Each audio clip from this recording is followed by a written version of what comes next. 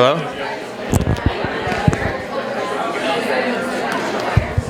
Hello, everybody. Hello. Hi, how's everyone doing? Good morning. Good morning. Happy Thursday. Welcome to the all-staff meeting, now known as Holland Bloorview Live. And you may notice that this is a bit of a different setup. Got some music in the background, got some cameras, got some stuff that's different. And I think it's helpful to start to ask why. Why are we doing this? Why are we taking a different approach to the all-staff meeting? And the answer is you.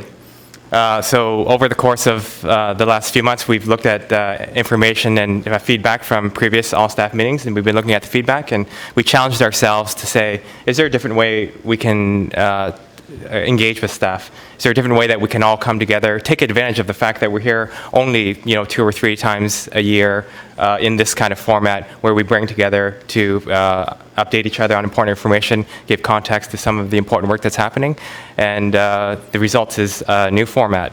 And importantly, we thought about the many different parts of the organization. So all of us lucky enough to be here live can kind of see this live, but we also know that there are staff who are busy on clinical rounds, people who are working off-site, people who just can't make the time to come to this particular session. So as a result, we're also broadcasting this live. We're also going to package it up and host it on YouTube. So for anyone who's out there watching on the internet, hi, how are you? And maybe you're not watching it live, and again, hi, how are you? Hope you're enjoying it, and we're thinking of you. So it's a chance for us to bring all parts of the organization together in a unique, kind of fun way. So as you'll see through the lineup, we have a variety of guests coming from different parts of the organization, and the purpose is to bring context, bring depth, lift our spirits, and draw inspiration from each other, because we're all working towards an amazing mission, an amazing vision of opening up a world of possibilities for kids with disabilities. So that's why we're here, and that's why things are a little bit different. So with a new format, that's a good segue to the first segment that we have here. And Greg, if we can flip the slide. If you are new to Holland Bloorview in the since the last time we met, which would have been, I guess, 3 or 4 months ago, your name is hopefully up there. If it isn't, let us know. But this is all the new staff that have joined us in the last 3 or 4 months. So if you are new, please stand up. Hello, and have a round of applause.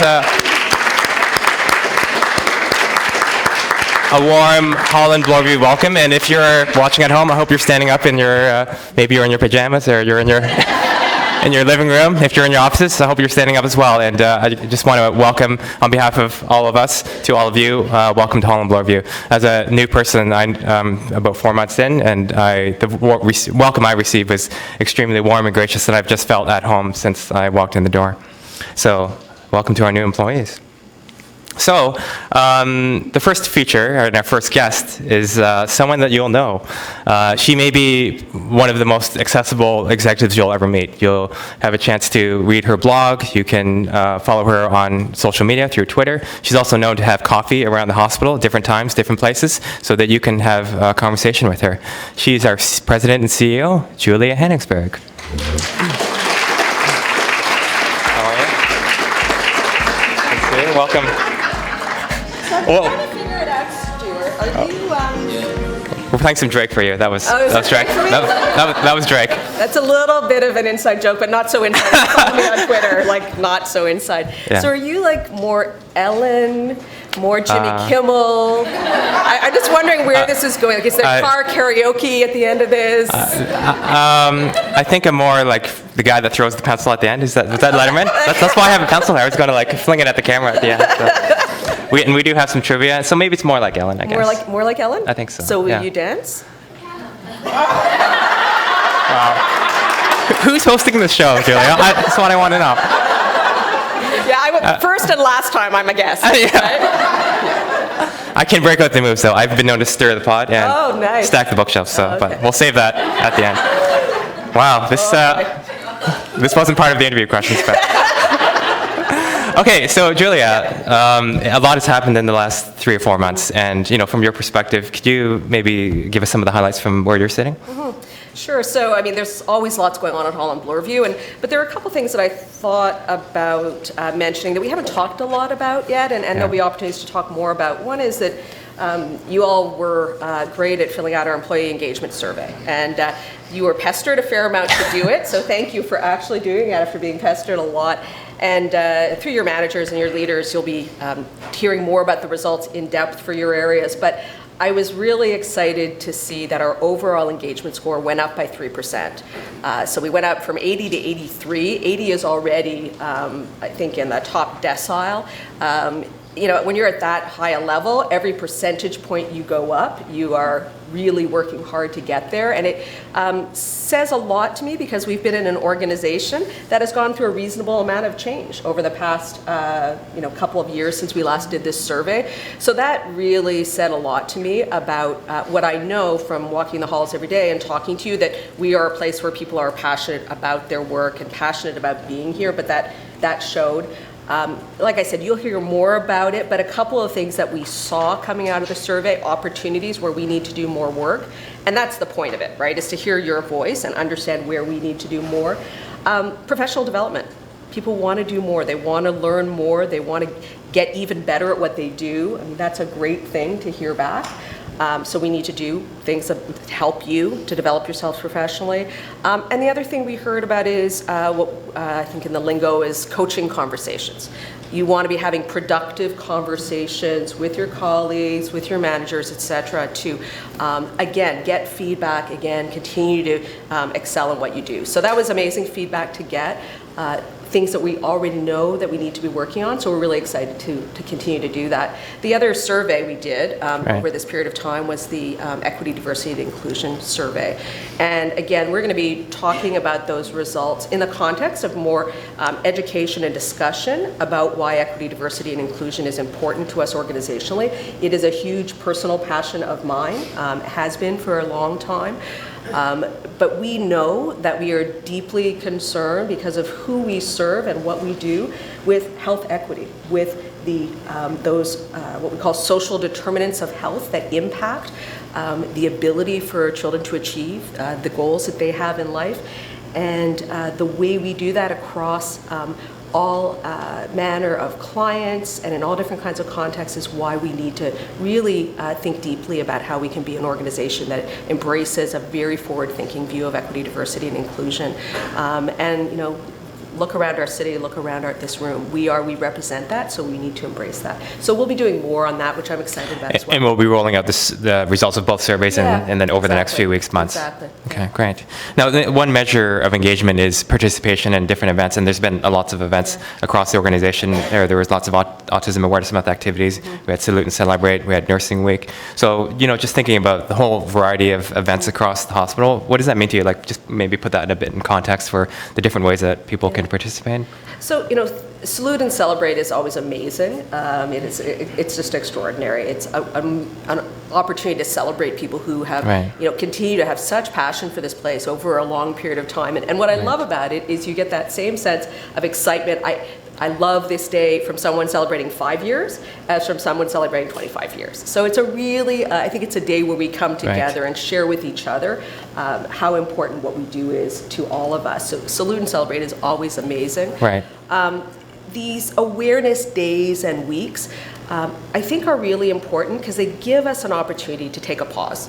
Yeah. We know that nursing isn't only important during Nursing Week. We know that speech language pathology isn't only important during SLP month. Right? We know that, but these opportunities allow us to pause.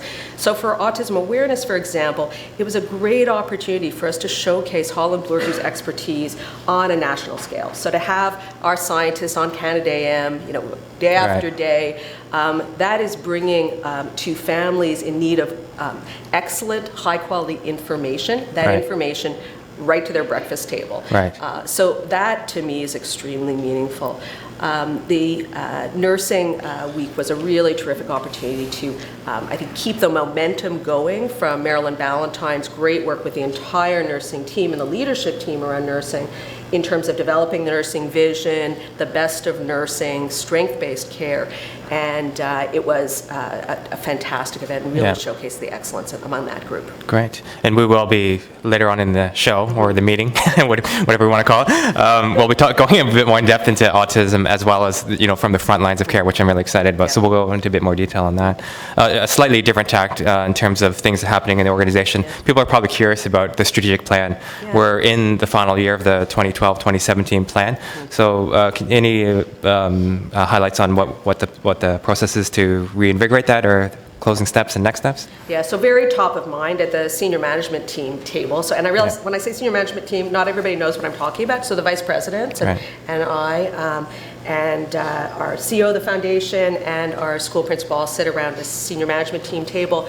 We're talking about that strategic planning process that we will be launching to refresh and launch us into the next plan.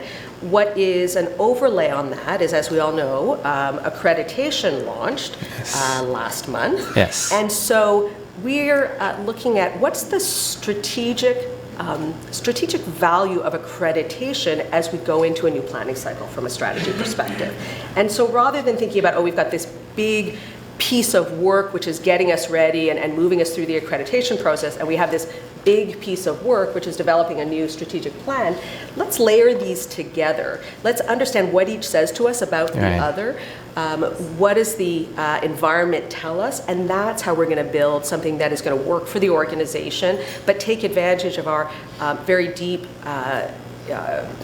emphasis on quality improvement, using accreditation to continue to build a quality, safe culture, and make that the underpinning for strategy. Right, and it's an efficient use of resources to bring those pieces together. There are only so many people. I always joke that I see the same people at every meeting I go to. We all call each other different groups, but it's all the same people. So we can't just keep doing more. We've got to figure out how are we efficiently using those resources. Yeah, fantastic. And kind of related to strategic planning and ending something. We just finished our fiscal year at the end of March. Any reflections on how that year went and kind of kicking off the new year? Any thoughts, reflections? Yeah, so it's in terms of the operating planning process, I've now had the benefit of one full cycle on the back half of the cycle before. So I think now I've hopefully got my head around it. And I think that gives me and others the opportunity to reflect on what works and what could work better. Because there's a sense in which if you can't just keep doing the same thing, because we've gotten really efficient. There's not, a lot of, we're lean, we're all of that. So what can we learn from the past number of years of financial optimization, for example, that can take us into the future in a way that's very transparent, very principled, that is deeply embedding our values and quality and safe access to care. So I think we're really kind of taking an opportunity briefly to think about what does the future look like in this regard, and then be able to launch into next year's process. So I'm really looking forward to opportunities to engage with people around how we can do that. Great. My last question, we're running out of time, but we know that you're present certainly at Holland Bloorview, but we also know you represent Holland Bloorview in various different external bodies. Can you tell us a little bit about that and kind of what you're seeing in the landscape of the hospital sector? Yeah, I'd say that there are a couple of different themes. We know that there have been a number of consultations and consultation documents and white paper type documents coming from government in various ways around primary care reform, home care reform, the Patients First document that came from the ministry. The themes that are trickling through all of these are, I would say, two big emphases. One is the continuum of care, and in essence, getting people home sooner is what you'd have to interpret them all saying. Out of acute care faster through the continuum of care. So that's a big theme, and that is related to the idea of integration of services. So trying to reduce the silos among providers of care and trying to make that more seamless is the idea. The other point of emphasis, as you read all these things, is the emphasis on our those of us who need all these healthcare services, those of us who are baby boomers and beyond. So those frail seniors you read about all the time when you're talking about healthcare. So that makes sense from a health economics perspective if you're the Minister of Health. It's not so great if you care about kids, you're a pediatric provider. And we know that investment in child health is an investment that's a lifelong, renders lifelong dividends for families. So Right. We need to be very present along with our other pediatric colleagues about continuing to make the case for investment in caring about priority around kids' health. Right. So we're working hard at doing that. But we also have to be very sensitive to those environmental factors around us. So it's incredibly important that we have these conversations together with our partners in care. We can't just do it alone on our own. We know that because that's our family's experience. So we need to mirror that in the way we're talking Right. externally. And then the last thing I'd say is when I sit around tables with adult rehab hospital partners, they are similarly feeling under pressure. That pressure is on them to unburden acute care is the way they feel, as opposed to really putting emphasis on rehabilitation as an important set of disciplines for care. And so I think that's creating a lot of pressure on all of us to figure out how do we work together in new and better ways, all with, from my perspective, a view to creating better care for children and families. Right. Well, thank you. It's obviously a very complicated environment, and I'm so pleased that you're representing us at those tables. And I know colleagues across in the room and across the organization represent us at different tables as well to connect the pieces and provide that continuum of care to the best of our abilities in the framework that exists. So, Julie, thank you very much for joining us here. Thank you. And we'll on to our next guest. Thank you. Maybe we'll have a little dance-off later on. Next slide.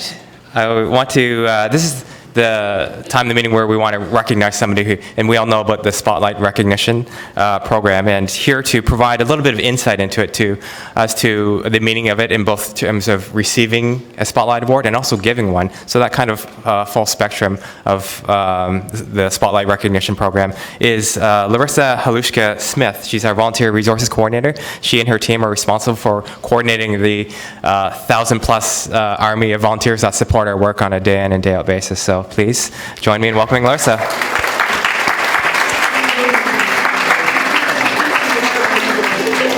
like the music. Do you? That part is cool, yes. Do you like it? Is that good? It's, yeah. Okay. We'll work on the timing of the music, but we'll get that sorted out. Larissa, welcome. Thank you.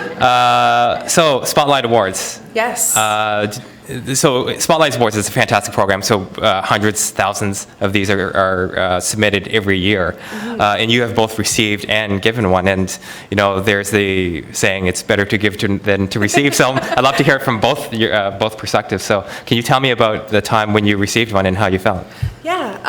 I mean, I think receiving the spotlight is great. We're very fortunate to work in an environment where there are a lot of intrinsic rewards to what we do, which is awesome, but sort of related to that, or not quite the flip side, but I think because we're in this environment where we all see how important what we do is, we put a lot of pressure on ourselves, and we know things maybe don't always work out the way we would hope that they would. So then getting that reinforcement from a colleague or from a client or family, getting that Spotlight Award can sometimes just be that little boost. Yeah. You know, often they come out in the mornings, and it's a great way to start your day, to open your email and see. So do you remember the time when you opened it up? How did you feel that burst of sunniness? This is, you know, so someone else, you know, recognized maybe that bit of extra effort. Right. And now tell me about the flip side, when you took the time to sit at your computer and recognize somebody. Tell me about that. So I think most recently I issued some Spotlight Awards for the Paint and Clay team, which is part of the Center for the Arts. Awesome. I don't know if anyone is here from Paint and Clay today, because I think they're usually here on the weekends, but sent them a spotlight because they've been working really collaboratively with me on placing some volunteers with disabilities in their program. And they've also very generously hosted some tryouts for volunteers, because sometimes we'll have candidates come in and we're not sure what types of supports they might need in order to be successful for volunteering. Looking ahead to the summer with Spiral Garden placements, for example, and they've been very willing to host that. And so, you know, on the one sense. This is the kind of thing that we expect from our staff supervisors to work with volunteer resources, but really they were going above and beyond in enabling those opportunities. So that's why I felt it was important to recognize them with a spotlight recognition. Oh, that's fantastic. So we're going to do the draw in a second. You're going to help me do it. Yeah. We have some technology that's going to help us. Oh, nice. But is there anything, while you have the floor, you've got everybody on staff, anything about volunteer resources you want to let us know about? Yes, so we have recently been looking at our recognition practices among volunteer resources, and we did a small focus group that was a representative sample of kind of our largest demographic of volunteers. So on the weekend, looking at our high school and college and university students. And we do a variety of recognition approaches throughout the year. We just had our volunteer appreciation evening and our National Volunteer Week. We do smaller lunches throughout the year, some events tied to Halloween and Valentine's Day, but what was really notable was that 85% of the volunteers in the focus group told us their preferred form of recognition was a verbal thank you or a spotlight recognition from their staff supervisor. Right. So they really want to hear directly from the people that they are working with about the impacts that their volunteering is having. And we've been really pleased in the department. The number of spotlights that has been issued has gone up. It's more than doubled over the last year. So we're definitely hoping that that is a trend that can continue because, our volunteers don't get paid to be here. I know. They're getting that reward from what they're doing, but the recognition is especially valuable. And I always tell the high school and college and university ones especially, save the spotlights, put them in your portfolio. That's something a lot of them are working on accumulating. I was talking to Susan. Susan's joining us later on, and she's highly involved with us. I was going to say, with all your work, I'm going to double your salary, and maybe we'll. Yeah. Okay, so right now this is pretty cool. So normally we do the spotlight draw where we pick the name of the hat, but what we've done, take advantage of technology, we have a random number generator, and we're going to generate a number between 1 and 352. I've got the list of everyone who's been submitted a spotlight award, and we'll pick the name using some cool fancy technology. So just press the generate button. Got it. 134. All right, so let's find out who lucky 134 is. Good number. Yeah, exactly. Do you want to read that? Right. So number 134 is Jackie McKinney. Is Jackie here? Is Jackie here? Okay. Well, we've got a gift card for her. So a round of applause. Thank you. Awesome. And Larissa, thank you for being here. Here's a blue hat for you. Thank you. Awesome. Going to the game, I just bought my husband tickets for next Tuesday because it's his birthday. So awesome. I will wear this with pride. There you go. Thank you. Thank you. Thank you so much. Okay, next slide. Our next slide is called Beyond the Headlines. So autism has been in the news, and as you can see, we've had a lot of coverage on autism, and our spokespeople have, Holland Bloorview has been sought out as an expert for both the lived experience and in terms of understanding autism. And why is it in the news? Well, it's because it's a very complicated environment for people who have kids, families, and clients who live with autism. The way in which services are delivered, the access to them, the funding of those services has created a very complicated environment. And it has been debated in the legislature. There's policies being developed and lots of controversy about it. For our part here at Holland Bloorview, we conduct research. We have diagnostic services. We have some unfunded programs. We have a program related to medicine as a therapy for autism. And we act as a conduit to the community. After we have the diagnostic services, we'll reach out and connect people to the treatment services. So as I said, it's very complicated, and as I was doing this research, I was learning more and more new things as I spoke to our next guest to understand what it means, and I think it's going to be a fantastic session to go beyond the headlines of autism, and let me just introduce our next couple of guests. To help us go beyond the headlines, Dr. Advocacy, she's a clinician scientist, and also along with Dr. Jessica Bryan, co-leads Holland Bloorview's Autism Research Center. And also joining me is Susan Cosgrove. She's a fantastic volunteer, family leader, Holland Bloorview ambassador. She's also a mom of 3 kids, 2 of whom live with autism. So please join me in welcoming Advocacy and Susan.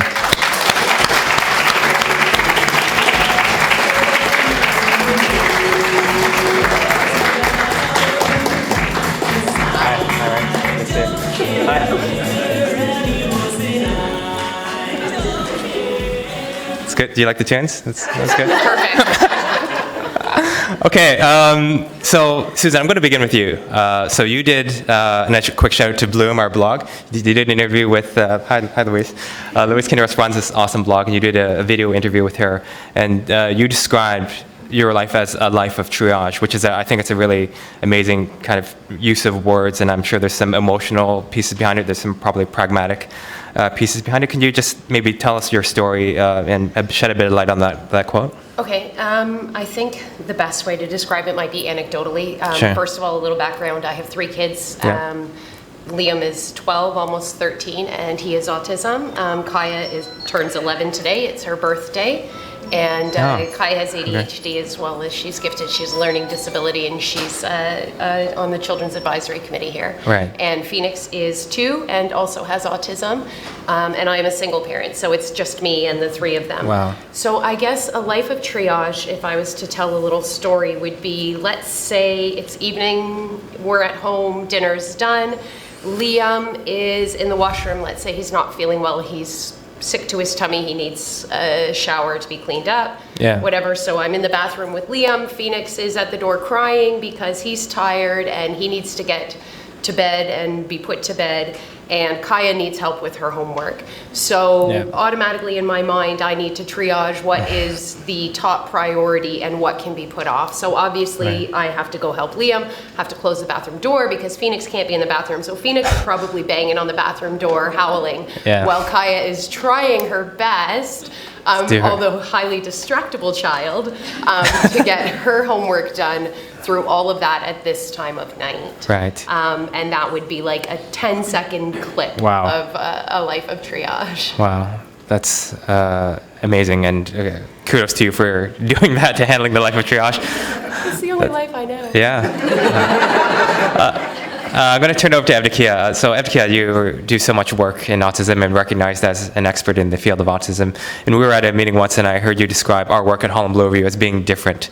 So could you give us a little bit of the landscape of autism at Holland Bloorview, and what makes us different?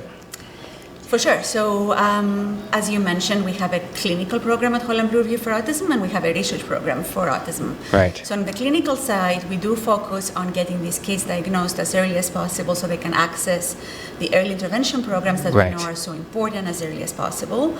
We also serve the kids who, for one reason or another, may need a medication as they grow up. Right. So, the kids who need medications will often come here to be properly managed and monitored, and so they can thrive even if they need medications. We have another series of programs that we don't talk about often. So we offer some of the few anxiety programs for kids with ASD, that are tailored to the needs of kids with ASD.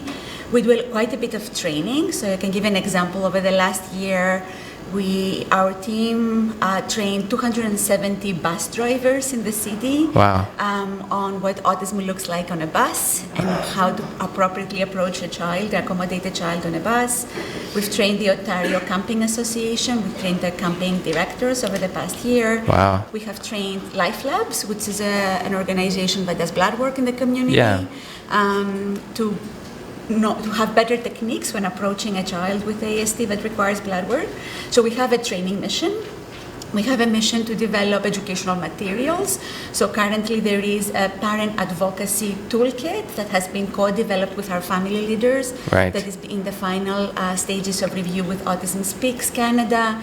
And if it gets the final approval, it will actually be disseminated by Autism Speaks Canada across Canada. So there are plenty of places where we feel we have an important role to play, from diagnosis to treatment to advocacy to training. Fantastic. And then on the research side, we're trying to do what we call translational research. So we know that a lot of investment has gone into understanding the basic biology of autism, the basic differences in the brains of kids with autism and their genetic code. And so what we are trying to do is figure out what that really means for every child. How do we translate that knowledge into better medications, better early interventions, better technologies. And as a slightly new focus for our group, with Dr. Melanie Penner joining this year, Yep. we're also trying to figure out what are the best systems, the most efficient systems to provide the necessary care, and how much will it cost, and how we'll pay for it. Wow. So that's a huge amount of work that we're doing here at Holland Bloorview. Very innovative and community building, reaching out and trying to make things better, not just here, but in the community. So now the two of you actually have an interesting relationship because you have a clinical relationship and you've also been involved together in research. Could you, I think this study is called POND, right? Maybe you can give us a little bit of insight on that and tell me about that? Insight as to what we're doing? Yeah, how your connection point. Yeah, sure. And about the research side of it and your... Okay, Yep. so definitely my kids, my family, we participate in a great deal of research. We enjoy having the opportunity to connect with our community and the boys to be able to make a difference in their community as well as their own future in society, right? Right. So we've done a lot of work in POND. Yeah. We've done... And POND is not like a body of water. It stands for No, POND is the- Province of Ontario Neurological... Neurodevelopmental Disorders Network. Yeah. Okay. So what we've done through POND, and she can tell you what she's Yeah. done with POND, but what we've done through POND is starting back in, 2012, we Right. decided, this was before Phoenix was around, Right. I decided to sign Liam up for the study basically to, one, out of interest, to be able to find out a little bit more what's going on, but also to give him a way to contribute to his community and to research, because the fact is that there's not going to be research without people who have autism. Right. Right? He's an absolutely essential part of that system. So we did developmental assessments looking at where the boys are and where where they're going, how they're developing. We've done genetic study. We recently did a music one that was really interesting. We've done the anxiety meter that you mentioned. Yeah. Autonomic nervous system, as Wow. well as looking at emotions and the nervous system. And Phoenix as well has participated in the baby sibling research study in Yeah. the research center where he was actually diagnosed, and they continue to follow his Diagnosed development. through the research program. Correct, Wow. through the Autism Research Wow. Center, through Jessica Bryan's study, the baby sibling research study. Fascinating. And he'll continue to participate in that until he's, I think, 13. Wow. Advocacy, any other interesting research highlights? Maybe anything on POND, any kind of things that you've seen that are unique? So POND is one of the many research programs at the Autism Research Center. What's unique about POND is highlighted by Susan's family, actually. So we are getting to understand that autism is not so distinct from other neurodevelopmental disorders, but all these neurodevelopmental disorders overlap and coexist in the same family. So some kids will have more than one neurodevelopmental disorder, or one sibling will have one and the other will have another, although they carry the same risks, the same genetic risks. So what POND does is try to understand the shared biologies across the different neurodevelopmental disorders to give us a sense of what are the critical features, the critical biologies, and what are the critical targets for interventions. And so that's what's different about POND. So we recruit autism and ADHD and intellectual disability and obsessive compulsive disorder and a variety of rare syndromes that are genetic syndromes all together, and we take a diagnosis, what we call agnostic approach. So we characterize everybody the same way, we study the brains the exact same way, and we try to figure out what are those targets, those differences that, if manipulated, will produce improvements in function and quality of life. Wow, fascinating stuff. And if you want more information and to read more about POND and Susan's story, I encourage you to find those stories, the Globe Mail, the Candidate AM clips. Melanie Penner was also on Candidate AM. Those clips are available on our Twitter feed. You can just go online to the websites to find out more about this. It's fascinating stuff, and I'm sorry we don't have more time to kind of go into more depth, but thank you for being here. It was really fascinating to go beyond the headlines on autism. Thank you. Do you want to... You got a toque or a load of that. It's really cold out, so you can wear a toque.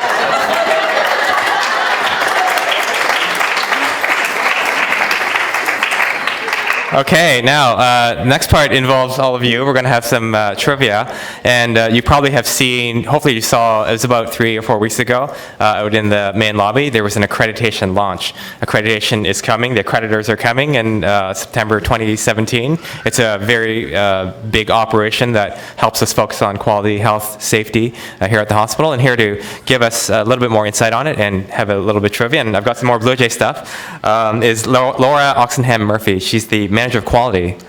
Come on. Do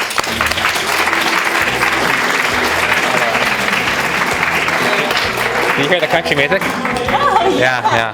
Country music. I have a feeling on the evaluations, the music is going to be the highest ranked thing here. Laura, thank you for being here and welcome. Yes, thank you for having me. You've got a great title, Manager of Quality. Tell me, it's no pressure on your work, but I expect a lot of quality output from you. Can you tell us, to just begin with, what is accreditation and why is it important for Holland Bloorview? So accreditation is a process that we go through once every 4 years, but it's really not about, we want to stress this for this year, it's really not about that on-site survey. It's about a continuous journey of quality improvement, making sure we're keeping up with national best practices, the standards within the criterion within the accreditation standards, to really make sure we're kind of always looking ahead and being one step ahead of what those criteria are, to make sure that at the time of the on-site survey everyone is prepared and everyone feels ready and excited to be part of it. So what's a sample of a standard that we would want to meet? So we're looking at 6 different standards for this upcoming accreditation cycle. One of the ones that's new for this year is our ambulatory care set of standards that's looking in both our child development program and our participation and inclusion standards. So that would be an example of a standard. Right. And there's when you break down the kind of 6 categories, there's kind of hundreds of different pieces of it, right? Exactly. So within each overarching standard, there's maybe up to, I don't want to scare anyone, but maybe about 200 specific criterion within each set of standards, right, that we are looking to be compliant with. Right. And how did we do last time, 4 years ago? So last time, 4 years ago, it went pretty well. I wasn't here, so I can't take any credit for that. We were actually 100% compliant with all the standards that we looked at. So now, hopefully you have a bit of a base knowledge of accreditation. Hopefully you attended the session before, and we've had lots of information on Viewfinder. Viewfinder is a great source of information for anything. And we've got some trivia, don't we, Laura? We do. And we have some giveaways, and you might guess, it's Blue Jay hats. And we also have accreditation pins. Accreditation pins. So, okay. Fire away. What's our first question? So first question. So this is the first time we're formally involving family leaders in our accreditation process. So how many family leaders do we have engaged in our accreditation journey? Is it A, 3, B, 7, or C, 17? And I see a number of our accreditation team leads in the audience. Okay. So I'm going to ask that they not. And both people who... Okay, Laurie, you got it. Okay. Do you want a toque or a hat?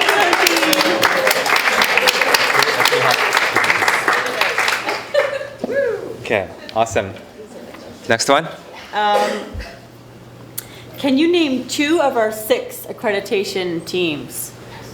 So I think You probably heard them in there. I've said some of them since I've been up here. Okay, we got someone here. Yeah? Becky? Becky. Leadership in ambulatory care. Yeah. Awesome.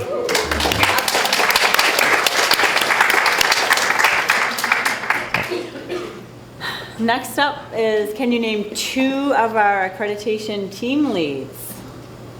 Ooh, Tougher. tough one. There's quite a few to choose from. Many people in the room. You can say yourself if you want. That's okay. Deb? Yeah. Yeah, there you go. Oh, wait. No. No? Not Keith. No. Sonia is. You can have another guess. One more. One more. Sean, yes, there, Sean.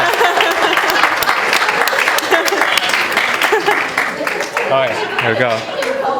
Okay. What does ROP stand for? Kathy? Awesome. There's a second part to that question as well. Can anyone name one of our ROPs? We're actually looking at, there's 28. So there's a fair number. If you can name one, I'll give you both of these. Anybody? Laurie, you better give us one. One of our team leads? Yeah. Okay, Sean, go for it. Medication reconciliation. Yep. Awesome.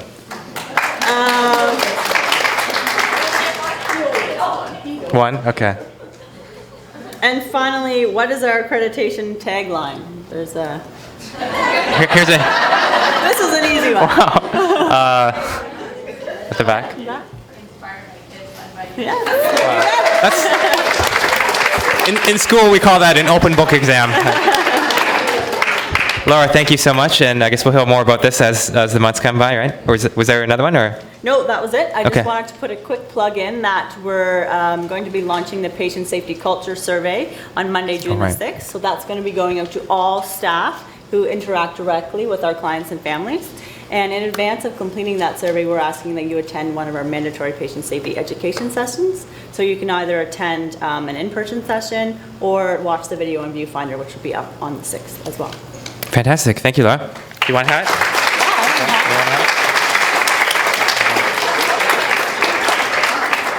I wish I was giving out like cars. You just take an automobile of your choice. Okay, so the next, our next segment is called From the Front Lines of Care, and at this point, I just want to shout out to everybody in the room, everybody who's watching on the internet or the YouTube, to recognize those who are serving our kids. So you can see the full list up on the board, and you know the list is enormous, and it just goes to show the depth and the breadth of the care that we provide. So just a quick round of applause for all of those at the front lines of care. And here to provide some insight on the nursing perspective, I'm really excited to bring to our comfy chairs Pam Green. She's a nurse practitioner here at Holland Bloorview.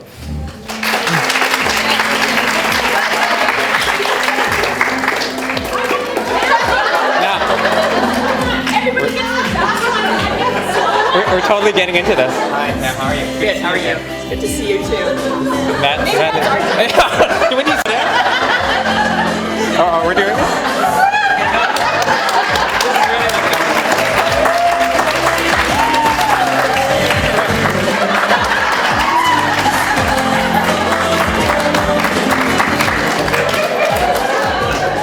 I think we just had a moment there, but... Okay. Pam, you're Holland Bloorview's first nurse practitioner from 10 years ago, and then you took a brief hiatus away from us, and then you came back. Yes. So tell us a little bit about your journey and your work here. So 10 years ago, I started as a nurse practitioner in the child development program. And I worked in the autism program, learning autism assessment. Right. And then I stayed for 2.5 years, and then I went to Surrey Place Center to the Infancy and Early Childhood program. Right. And then 3 years ago, Shauna Wade approached me to come back to the CDP because things were changing and there were more opportunities for families with autism. Right. That's my specialty. And I saw a wonderful opportunity for growth and for introducing more programs for parents. Right. And so I made the switch back. Right, fantastic. And how's it been since you've come back? Do you notice things are different from your first, I guess, round with us? Yes. Yes. Some things are the same. Yeah. Which were always the support and the teams and the amazing people that worked here. Right. And then the things that are changing, I think, were the vision and the expansion for different programs with different disabilities. Right. So the supports, the family opportunities, the family leaders, the opportunities for parents to be involved. Right. Those have all grown since I came. Right. And in your work, you work with lots of different kids. Any kind of stories that stick out with you as like kind of being memorable, or the reason that you get up every morning and do your work with passion? Anything? I think some of the kids that we see, as all of us as clinicians, there's challenging situations, and particularly for parents. And I see the resilience of parents and the things that they cope with on a day-to-day basis. And that, to me, is what makes it rewarding and makes me want to influence change and influence the system to have more supports in place for the families. And yeah, and it's interesting you mentioned that the connection that you have with the parents. You probably have developed like long-term, really deep relationships with some of the parents and the families, right? Well, because of the aspect of some of our clinics, we have diagnostic clinics, so those are very brief encounters. It would be great if we could have more ongoing follow-up with the families to develop those relationships. With our medication consultation clinic, we do have kids that come from even the time that they're about 4 or 5 years old through to the time they're 18. We do try and transition them to their pediatricians, but those are the kids that we establish relationships, and those are the kids that are highly challenging behaviorally, so the parents need a lot of support. And there's not always the services in the community to provide that. So that's one of the things that drives our whole program, to advocate more at a government level. And that's what connects your work with Advocacy and Susan, right? So you're taking a bit of a step out to a big picture. We've been hearing a lot about nursing. There was the nursing summit and strength-based nursing. Can you tell us a little bit about philosophically what's happening in nursing at Holland Bloorview? Sure. It's been a really exciting time for nursing at Holland Bloorview, with Marilyn Ballantyne, our chief nursing executive, coming, and the leadership that she's providing. And we're all enthusiastic to bring kind of our clients and families back to the heart of what we do. It's been energizing for nursing. We want to try and empower the clients and families and our colleagues to focus on a strengths-based approach to care and kind of build the expertise that all of our teams have and focusing on the family's strengths as well. Yeah, that's amazing. It's so positive and affirmative, right? And it is. It's the way to go. Negativity is no place at Holland Bloorview. Anything else, while you've got a pretty broad audience, anything else you'd like our teams to know, our colleagues to know about nursing? Sure. I think in general, a great opportunity for all our teams has been the Centers for Leadership. So I don't know if everybody's aware of that. So it's funding to bring kind of clinical questions to a research project and be able to have outcomes that are positive for the clients. And all of the interdisciplinary or collaborative care, we can all contribute to projects like that in our clinical areas. So that's been a really good opportunity for nursing to gain some research experience, as we don't have as much training in that. So it's also an opportunity for us to work with our teams, OT, PT, social work, collaboratively, and that delivers the best care. Awesome. Well, thank you for being here, for giving us insight on the front lines of care, and thank you for coming back to Holland Bloorview. Can I ask you a question? Sure. Do you want to switch seats? No, that's okay. I was just wondering who the musical guest is today. I heard it was Adele, and that's why I signed up for this slot. You just blew the surprise. I don't know if she's coming now. I know our musical guest is Greg Vanden Kroonenberg, who's our technical wizard. Pam Green, thank you very much.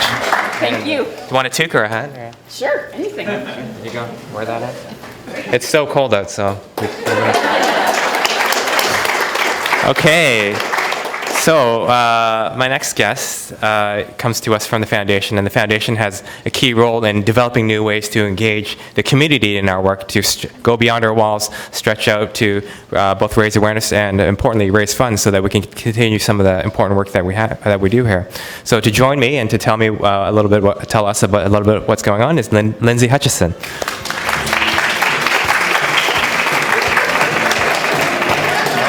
Hi, how are you? How's it going, Lindsay? Hi, how are you? Doing great. Billy Joel. See Hollowed Oats next month. Lindsay, welcome. Thank you. You're the manager of annual giving, and you coordinate and help run a lot of the community engagement programs. Can you give us a little sense of what's happening in the community? What are some of the ways that our community and us as Holland Bloorview colleagues can get involved?